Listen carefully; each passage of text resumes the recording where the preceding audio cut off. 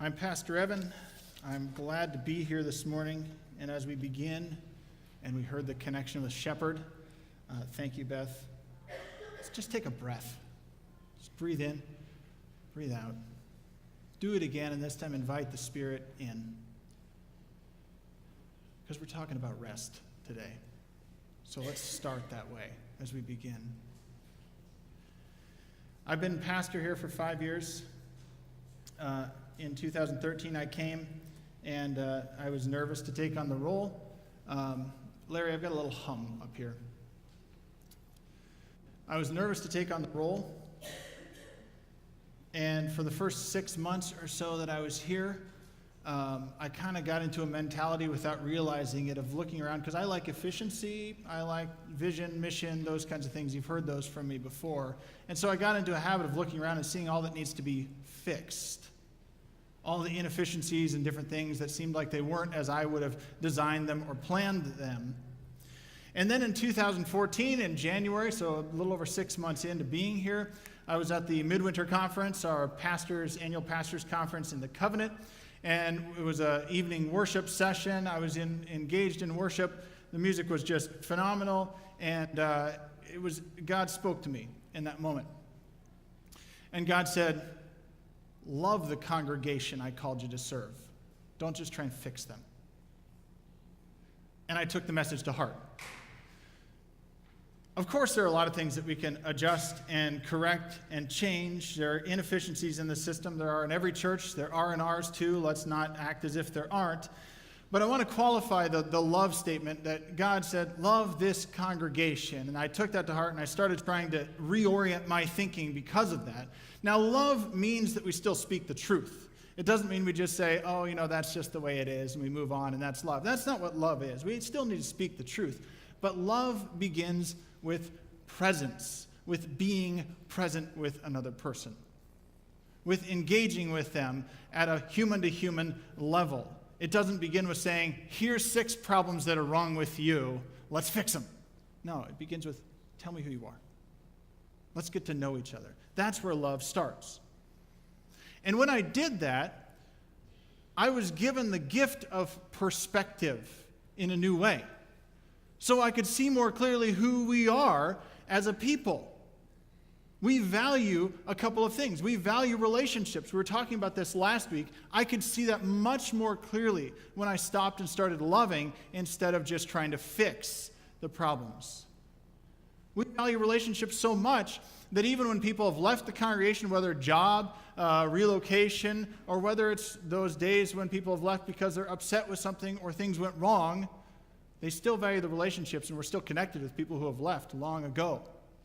And truly, go to a funeral for somebody in our congregation, and what is it? It's kind of like a family reunion of people who've left over the years sometimes or had to move. We value those relationships deeply. That's important. One of the other things that I recognized as I stepped back and was given that perspective and loved the congregation is that we are a doing congregation, and that's a positive thing. It's a very positive thing, in fact. We're very organized. The machinery works. But the downside of that is the machinery continues to work sometimes and will fill a vacuum sometimes even when we don't have a clear reason to keep doing it. We have a hard time sometimes letting go of ministries, and we have a hard time sometimes letting go of stuff around here. We become spiritual pack rats without realizing it. There's positives and negatives to all of these, but it's not until we pause and take the time to interact at that human-to-human level that we can start to see the positives and then have fair evaluation to say, now how can we do this better together as God's people?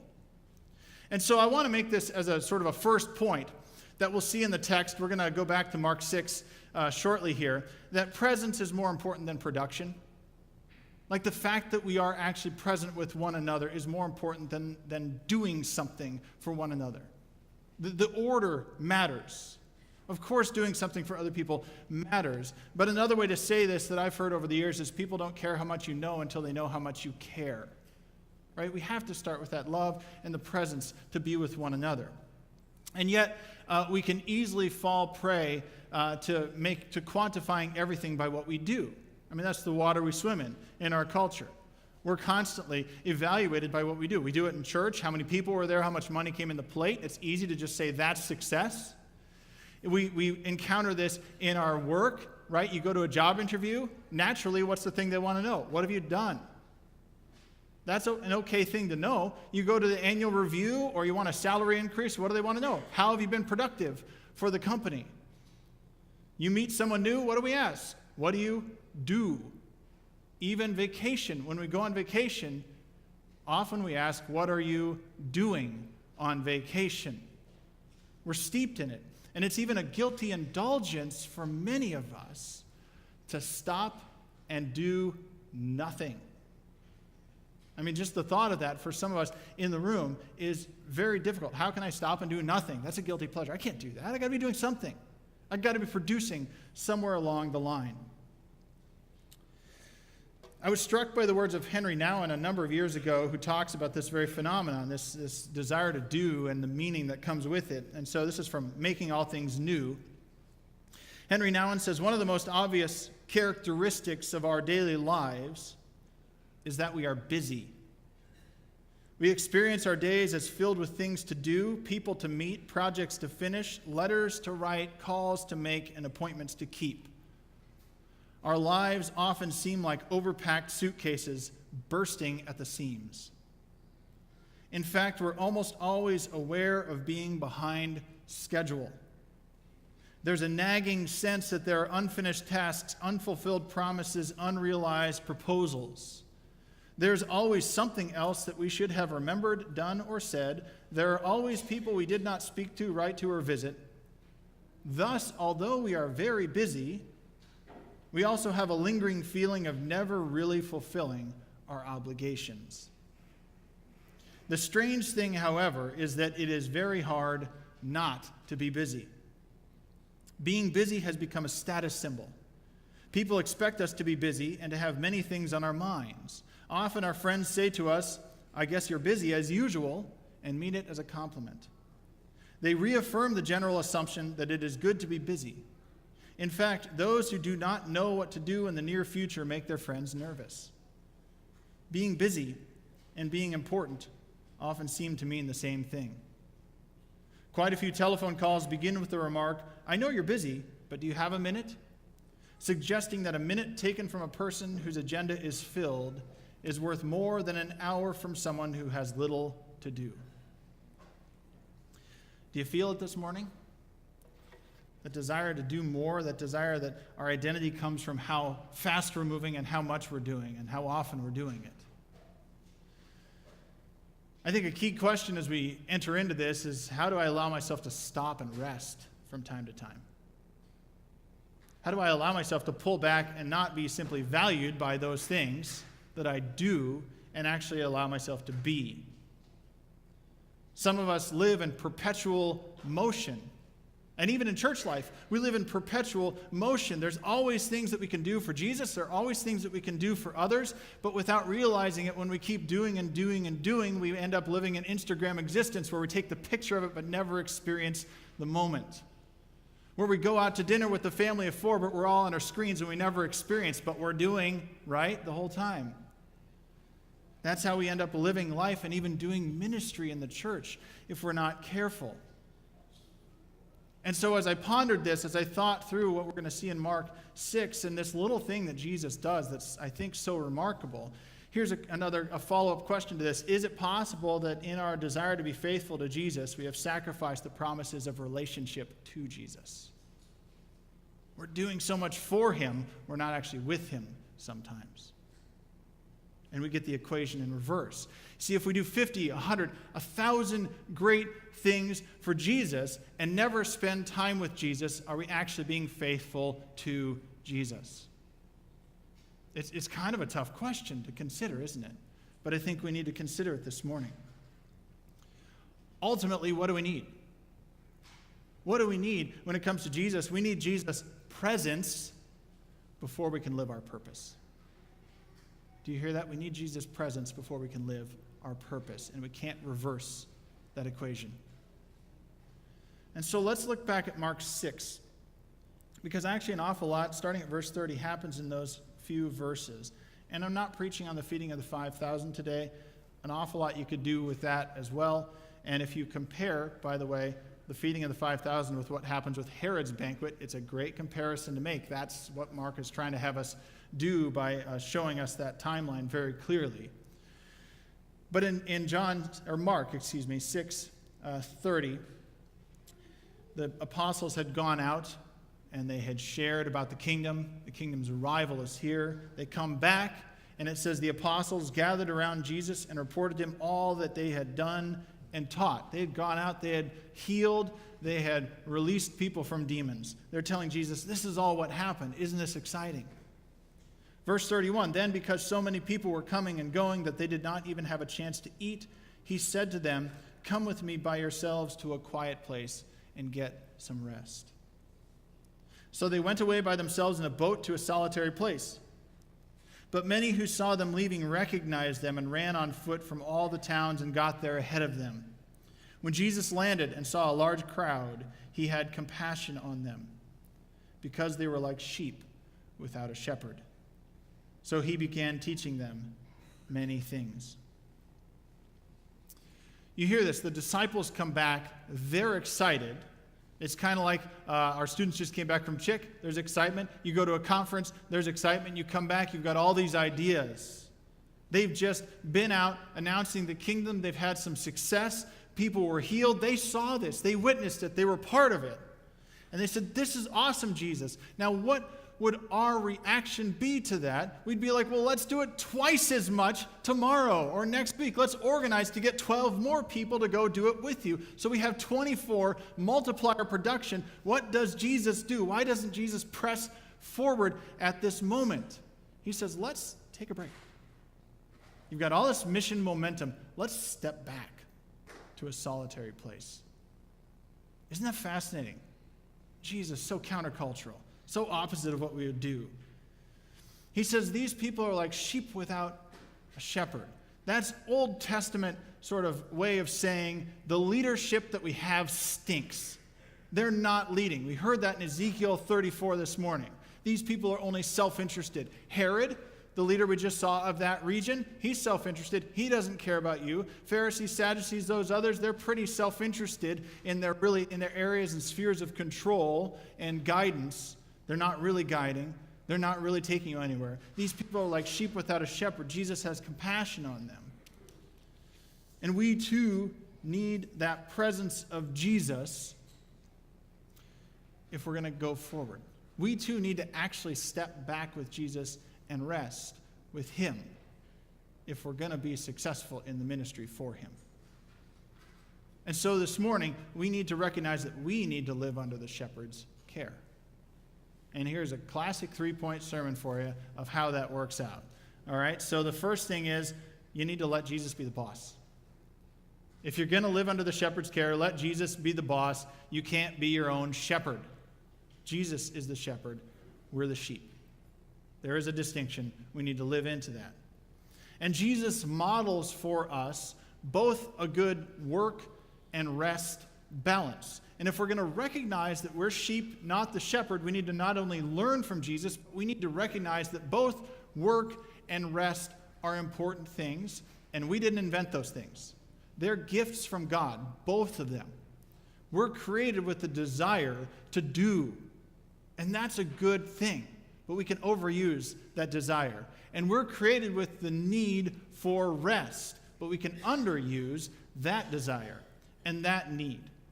Let's take an example, because I think there's a physical reality and a spiritual reality to resting with Jesus. Of course, you could bring in other realities, but let's just focus on those two. See, because we're designed to rest. We're designed to take a break from time to time. And if you just even take the example of sleep, that is something that we need. And that, I think, reveals to us the importance of rest in general. I was reading, this struck me years ago, from Richard Swenson. He's a doctor who wrote More Than Meets the Eye, talking about the wonders of creation from a doctor's perspective. And he says about sleep, he says, God could have created us without the need for sleep, but he didn't. Fish don't sleep. They don't have eyelids. They just go to the bottom of the lake and stare at a rock all night. Giraffes sleep about 10 minutes a day. Dolphins sleep with just half of their brain at a time, so the other half can keep them swimming. Cows get 3 hours of sleep every 24 hours. God could have created us with negligible sleep needs, but for reasons only He fully knows, that would not have suited His deeper purposes. And of course, I think if you explore that more, you can see the reality of we're dependent. We're dependent on God in so many ways. And I can tell you, as a pastor, just to take my job for an example, your job may have similar things like this. I could work at our house in the yard and do physical labor, and I could be just as tired as a day where I work with people all day. It's exhausting. Even if it's work I love, it's exhausting to work. And we need to be able to take rest. Being a parent, it's exhausting. Can I get a witness on that one? It's exhausting. Being a pastor in general, I love it. This is what I'm called to do, but it's tiring. Even what I'm doing right now, the one thing I love doing more than anything else, preaching God's word in the congregation. I love doing this, but this takes more emotional and physical energy than virtually anything else I do all week. And if I don't take time to rest later this afternoon, I'll be a grump, and you won't want to be around me. We need rest. Yes, you can look at Stephanie. I see that. Is it true? We need time to stop physically. Sleep tells us that. If you keep going and you don't sleep, eventually you're going to fall asleep, right? Your body will tell you, you got to stop. But it works out in more than just sleep. There's a physical reality to the need to rest. There's a spiritual reality. When we are forced to stop, or when we actually take the time to stop, then, like I said earlier, we actually gain perspective out of the matter. We actually gain some perspective on who God is and who we are and who we're called to be and how we can do that and what we should do. All of that can come into greater focus. Just like when I was talking about at the beginning, when God spoke to me and said, just love the congregation, that was a perspective moment so I could see the positives and the negatives so we could move forward and do the mission better together. That's what happens when we take that time to rest. And so if we're going to let Jesus be the boss, we must rest with Him first and routinely. We have to take that time to make it a pattern in our life. We need to take that time to stop, both physically and spiritually. I was even reflecting at the beginning of the service. I always take the 5 minutes before the service and I stop and I pray for those 5 minutes. So it falls on you to greet any visitors who come in at that time, even more so than it does earlier than that, because it's all of our job to do that regularly. But I take that time, just like Jesus says, let's stop. The ministry is never going to stop pressing in. You have to take the time regularly, routinely, to stop and pray. I do things like devotional reading, and now I've started journaling, which is not my nature, but it's a discipline because it helps me recognize throughout the day how I can be in the presence of Jesus throughout the day, and I've paused. So I gain perspective on the scripture I've read, and I can pray through it. I can write down thoughts so that my mind is focused, and I can encounter Jesus throughout the day. We can do things like that to build in those disciplines, to take the times of solitude to listen, read scripture and pause, so that we can take in what God is saying to us, so that we actually have time to rest. And then we can work. Second thing we need to recognize is if we're going to live under the shepherd's care, we need to make rest a gift, not a burden. If you ever have those stressful periods of your life, they come for pastors a few times a year. We have those stressful periods where there's a lot going on, and then the vacation comes or the day off comes or something. And have you ever had those times of stress? It's all relieved, and what happens? You get sick. It's actually called the letdown effect. It happens regularly to people. And it's not that it can stop simply because you've taken more time to rest, but the more you've taken routine times to rest, those stressful periods are a little less stressful and a little less hard on your body because you've actually taken the time to gain that perspective and rest before those stressful periods come. Rest becomes a burden when you no longer give it value. I'm not a nap kind of person, but I've discovered in the last few years there is value in a good nap. I'm trying to use vacation days more often. more, one here, one there, to take those periods of rest. Those patterns matter for us, to make sure that we build those in. And even when we do take vacations, not just me personally, anybody takes vacations, sometimes we do it like we watch Netflix, right? We binge. We try and cram in all we can into a short window of time to see everything we can, and we come away more exhausted than when we started because we're just doing when we go on vacation. We're not being. We're not resting. For rest to be a gift, it's got to be routine, and we've got to allow ourselves to actually stop more often than we do now. The third thing I would say about living under the shepherd's care is really where that takes you. That doing nothing with Jesus will give you the direction to do something for Jesus. And if we don't start with the first, we're not going to get to the second in any effective way. Doing nothing with Jesus will give you the direction to do something for Jesus. Jesus, in this passage we're reading in Mark 6, the disciples come back and they say, hey, we did all this great stuff. Jesus says, let's take a break. The crowds press in. He says, okay, let's feed them. And the disciples have to have felt pretty crazy because Jesus says, well, you guys feed them with what you have. And their reaction, I would think, is, you just told us to go out with only a staff and no food and nothing extra, and now you're telling us to use the money we don't have and the bread we don't have to feed 5,000 people. How is this going to happen, Jesus? But he says that. So they experience the feeding of the 5,000. Then Jesus walks on water. They get to the other side of the lake. After all that, and in verse 53 of Mark 6, it says, when they had crossed over, they landed at Gennesaret and anchored there. As soon as they got out of the boat, people recognized Jesus. They ran throughout that whole region and carried the sick on mats to wherever they heard he was. And wherever he went, into villages, towns, and countryside, they placed the sick in the marketplaces. They begged him to let them touch even the edge of his cloak, and all who touched it were healed. For all that the disciples experienced with Jesus, for all that they both personally were involved in with healing, and then when they walked with Jesus and they watched all this happen over and over again, I don't know about you, but I'd love to have the testimony of the disciples. That everywhere I go with Jesus, that people are healed, that they come to know the Lord, that we're making disciples wherever we walk, to have the work of walking with Jesus, to have ministry that's just wildly successful. We can't even stop it. It's so successful. The big results, the numbers, all of that would be wonderful to see. But isn't it interesting that when we look at what Jesus does, Jesus actually does less ministry than we might expect. He says no to good things so that he could be most effective in ministry, not most busy in ministry. That's a really powerful thing to recognize. He does all these great things, but he rested. He said, let's stop and let's pause. The ministry is not going to stop for us. The world's not going to stop for us. We've got to rest first. Then we can go to the crowd. Then he has compassion. Then he shows them and leads them, the sheep without a shepherd. Jesus valued both work and rest. Do you value both of those things as well? I'm going to invite the band forward. As they come, I just want to tell you one of my struggles that I have with this. Every year when we kind of end sort of the school year ministries, about May, Sunday school stops, confirmation stops, all of those are closed down. I think to myself, all right, this is a time when I can reframe, when I can step back a little bit and take a different schedule and try and maybe take it a little slower so I can pause and be a little more reflective.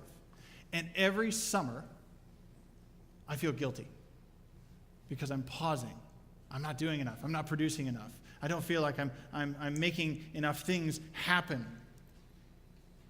But we need to get over those kinds of moments in our lives so that we can stop and rest with Jesus, so that we don't just do the busiest ministry, but the best ministry that we're called to do. We need Jesus' presence before we can live our purpose. I'm going to take time to pray. I found a wonderful litany from Fran Pratt, who's a worship pastor, Baptist worship pastor, that I'm going to read as our prayer. And I'm going to ask you to enter in as you hear lines from this where you can make it more of a prayer and even more of a challenge to yourself to rest, take these things to heart. You can even write down during the prayer if there's something that comes to mind, if God brings it to you. But let's pray. God, we hear your invitation to us. Come to me, you who are weary and heavy burdened, I will give you rest. We acknowledge our soul's need for rest and quiet nourishment. We lay down our burdens. We acknowledge our soul's need of connection with you. We turn our intentions toward you now. We confess our tendency to overlook rest as a necessary part of soul and self-care. We confess our pride in thinking that our work is so important that we may not set it down. We confess our readiness to believe that what we do determines our worth. We confess our obsession with productivity, results, measurable progress. We confess our neglect of the good soil of our souls. We confess our tendency to forget that it is in you we live and move and have our being, and that your love is better than life. We ask now for body, mind, spirit, whole person nourishment, for rest and resurrection, for new life, for healing and consolation of our souls. We ask for help managing our time and activities so that our infillings keep up with our outpourings. Where we have overspent ourselves, refresh us. Where we have misplaced our priorities, rearrange us. Where we have said yes when we should have said no, remind us. We thank you for your meaningful work, for blessings and burdens. We thank you for rest. May we become present to our great need for daily bread, the presence of Christ in our lives. Amen.